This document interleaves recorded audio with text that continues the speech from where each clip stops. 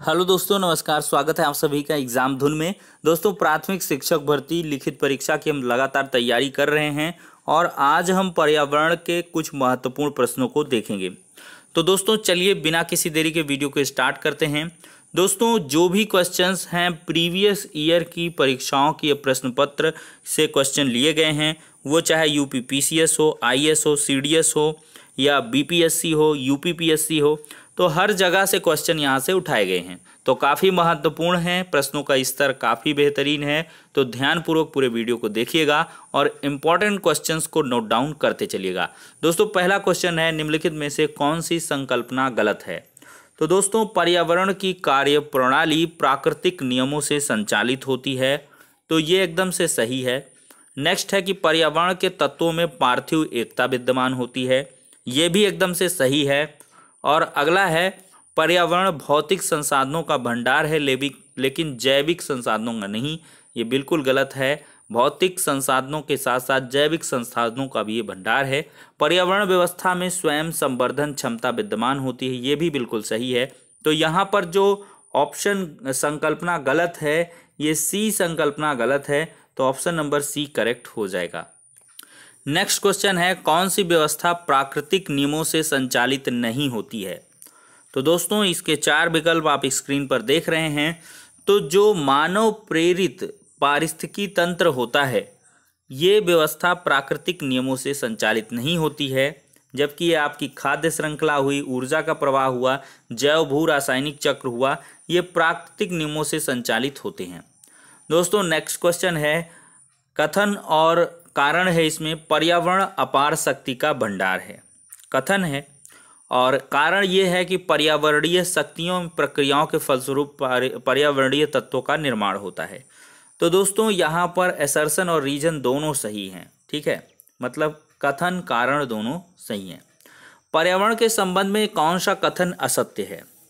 तो चौथे क्वेश्चन में की अगर हम बात करें, तो हरे पौधे अपने मृत अवयवों को अपघटित कर सकते हैं, ये कथन असत्य है, क्योंकि स्पेशली यहाँ पर डिकम्पोजर्स होते हैं, अपमार्जक होते हैं, वही मृत अवयवों को अपघटित कर सकते हैं। खुद हरे पौधे अपने मृत अवयवों को अपघटित नहीं कर सकते। शेष सारे कथन सही हैं। अगला क्वेश्चन है, वनों को काटने का क्या कुछ परिणाम है?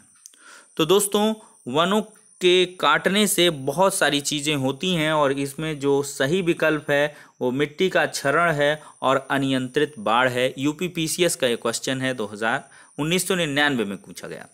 अगला है, वृक्षों तथा वनों को काटने से किस प्रकार की हानि होती है? तो दोस्तों, वायुमंडलीय परिवर्तन भी होगा, भूमि संरक्षण, प्रदूषण का खतरा। तो इसमें जो सही जवाब है उपर्युक्त सभी होगा।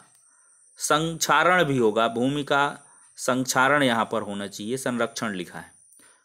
अगला है, जीवों के पारिस्थितिक कारकों का योग पर्यावरण है, ये कथन किसका है? काफ़ी इंपॉर्टेंट कथन है और इसका सही जवाब है ए फिटिंग।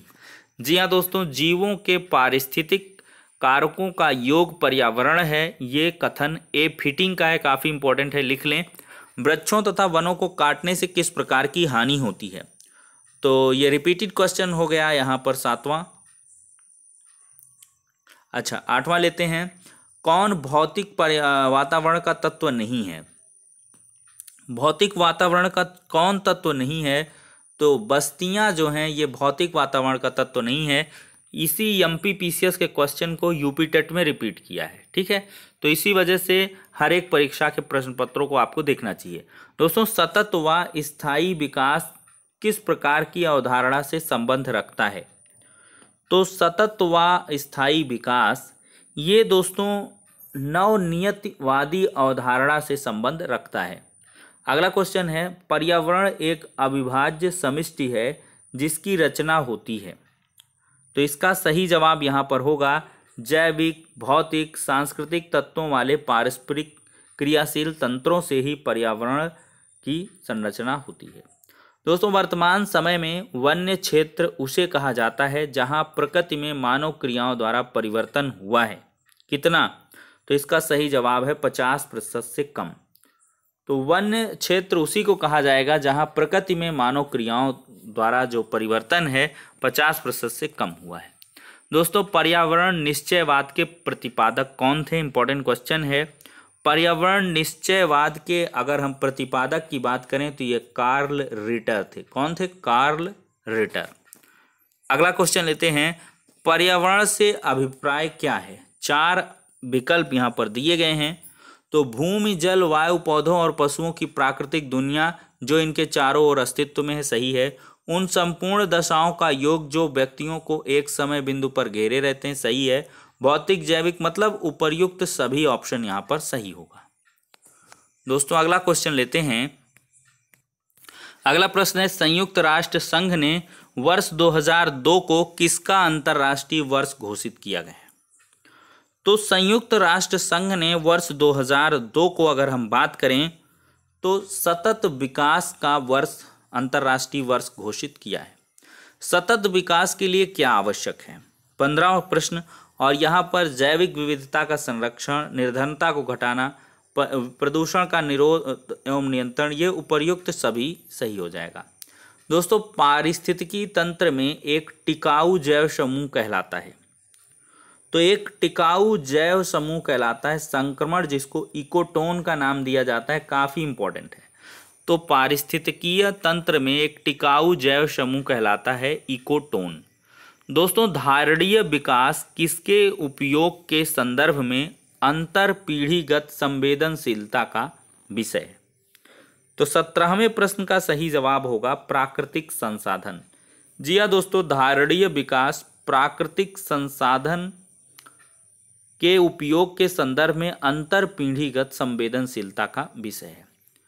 अगला है, भारत में धारणीय विकास के दृष्टिकोण से विद्युत उत्पादन का सबसे अच्छा स्रोत कौन सा है? सस्टेनेबल डेवलपमेंट धारणीय विकास की बात की गई है, तो इस लिहाज से अगर हम देखेंगे तो जो जल विद्युत है ये सबसे अच्छा स्रोत माना जाएगा। विश्व पर्यावरण दिवस सबको मालूम है 5 जून को मनाया जाता है। अगला है 20 नंबर क्वेश्चन, निम्नलिखित में से किस एक का संबंध पर्यावरणीय सुरक्षा से नहीं है? तो यहाँ पर सही जवाब हो जाएगा वातानुकूलन। दोस्तों वातानुकूलन का जो संबंध वो पर्यावरण सुरक्षा से नहीं है। धारणीय विकास, गरीबी कम करना, कागज के थैलों का प्रयोग, ये सभी पर्यावरणीय सुरक्षा के अंतर्गत आते हैं। दोस्तों निम्नलिखित वर्षों में से कब पर्यावरण संरक्षण अधिनियम पारित हुआ था? ध्यान रखिएगा, काफी महत्वपूर्ण प्रश्न। पर्यावरण संरक्षण अधिनियम ये कब पारित हुआ था? तो वर्ष 1986 में पर्यावरण संरक्षण अधिनियम पारित हुआ। रियो 2020 घोषणा पत्र का शीर्षक क्या था? तो रियो 2020 नहीं, रियो 20 है, इसके घोषणा पत्र का शीर्षक क्या था? तो 22वें प्रश्न का सही जवाब है द फ्यूचर वी वांट। ये रियो 20 घोषणा पत्र का शीर्षक था द फ्यूचर वी वांट। दोस्तों आमतौर पर समाचारों में आने वाला रियो 20 सम्मेलन क्या है? तो दोस्तों अगर हम यहाँ पर बात करें तो रियो 20 सम्मेलन यह जलवायु परिवर्तन व अंतर सरकारी पैनल यानी कि inter governmental panel on climate change का सम्मेलन है। अगला है, कथनों पर विचार करना है। धारणीय विकास लक्ष्य यानी कि सस्टेनेबल डेवलपमेंट गोल्स पहली बार 1972 में एक वैश्विक विचार मंडल थिंक टैंक ने, जिसे क्लब ऑफ रोम कहा जाता है, प्रस्तावित था। अगला है, धारणीय विकास विकास लक्ष्य 2030 तक प्राप्त किए जाने हैं। तो 24वें की हम बात करें तो केवल 2 सही है, पहला गलत है। ठीक है, धारणीय विकास लक्ष्य हैं जो 2030 तक प्राप्त किए जाने। दोस्तों समाचार पत्रों में कभी कभी एजेंडा 21 के संदर्भ में आपने देखा होगा, तो इनके कथनों पर विचार करना है। यह धारणीय विकास के लिए एक वैश्विक कार्य योजना है। 25वां प्रश्न ध्यान दीजिएगा, बिल्कुल सही है। 2002 में जोहान्सबर्ग में हुए धारणीय विकास पर विश्व शिखर सम्मेलन world summit on sustainable development में इसकी उत्पत्ति हुई, ये एकदम से गलत है। तो केवल पहला कथन ही सही होगा। दोस्तों पृथ्वी सम्मेलन 5 आयोजित हुआ था। पृथ्वी सम्मेलन 5 ये 1997 में आयोजित हुआ था। अगला है, निम्नलिखित में से कौन सा भारत में सतत विकास लक्ष्यों के कार्यान्वयन यानी कि क्रियान्वयन के लिए एक नोडल संस्था है? तो इसका सही जवाब है नीति आयोग। भारत में सतत विकास लक्ष्यों के क्रियान्वयन के लिए या कार्यान्वयन के लिए एक नोडल संस्था है नीति आयोग। दोस्तों, कौन सा सतत विकास लक्ष्य एसडीजी भारत में 2030 तक सभी के लिए पानी की उपलब्धता और इसके स्थायी प्रबंधन को लक्षित करेगा? तो 28वें का सही जवाब है एसडीजी 6। काफ़ी महत्वपूर्ण प्रश्न है, आपके एग्जाम में आ सकता है। दोस्तों, निम्नलिखित कथनों पर विचार करिए, कौन सा कथन सही है? 29 नंबर, अगर हम बात करें तो कृषि मृदाएं पर्यावरण में नाइट्रोजन के ऑक्साइड निर्मुक्त करती हैं, सही है। मवेशी पर्यावरण में अमोनिया निर्मुक्त करते हैं, बिल्कुल सही है। और कुक्कुट उद्योग पर्यावरण में अभिक्रियाशील नाइट्रोजन यौगिक निर्मुक्त करते हैं, ये भी सही है। तो यहाँ पर 1, 2 और 3 तीनों सही हो जाएंगे। अगला है, पर्यावरण में निर्मुक्त हो जाने वाली सूक्ष्म कणिकाओं यानी कि माइक्रोबीड्स के विषय में अत्यधिक चिंता क्यों है? तो ये अत्यधिक चिंता क्यों है दोस्तों? क्योंकि ये समुद्री परितंत्रों के लिए हानिकारक मानी जाती हैं। ऑप्शन नंबर फर्स्ट करेक्ट है। दोस्तों, अगला क्वेश्चन है यूपीपीसीएस 2019 का है, वैश्विक 500 पुरस्कार दिया जाता है। महत्वपूर्ण प्रश्न, और ये दिया जाता है पर्यावरण संरक्षण के क्षेत्र में। अगला है, मानव गतिविधियों से परिवर्तित पर्यावरण क्या कहलाता है? तो इसका सही जवाब होगा एंथ्रोपोजेनिक पर्यावरण। हमारा लास्ट क्वेश्चन है पीसीएस 2019 का है, कथन कारण है, और इसका अगर हम देखें तो सतत विकास मानव समाज के कल्याण हेतु महत्वपूर्ण है, सही है। सतत विकास से अभिप्राय ऐसे विकास से है जो भावी पीढ़ी की जरूरतें पूरी करने की योग्यता को प्रभावित किए बिना वर्तमान समय की आवश्यकता पूरी करे। बहुत ही इंपॉर्टेंट है और महत्वपूर्ण और सही कथन है। जो सतत विकास है उसका मतलब यही है कि हम वर्तमान आवश्यकताओं को पूरा करें और साथ ही साथ अपने आने वाली पीढ़ी के लिए भी चीज़ों को बचा कर रखें, उनकी ज़रूरतों को भी पूरा किया जा सकते। तो इसमें कथन भी सही, कारण भी सही, और कथन कारण की सही व्याख्या भी करता है, ठीक है।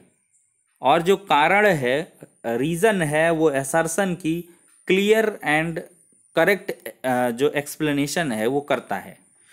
तो फिलहाल के लिए दोस्तों हमने 33 प्रश्नों को डिस्कस किया है। वीडियो सेशन कैसा लगा है इसकी प्रतिक्रिया कमेंट बॉक्स में अवश्य दें। नेक्स्ट वीडियो में मिलते हैं।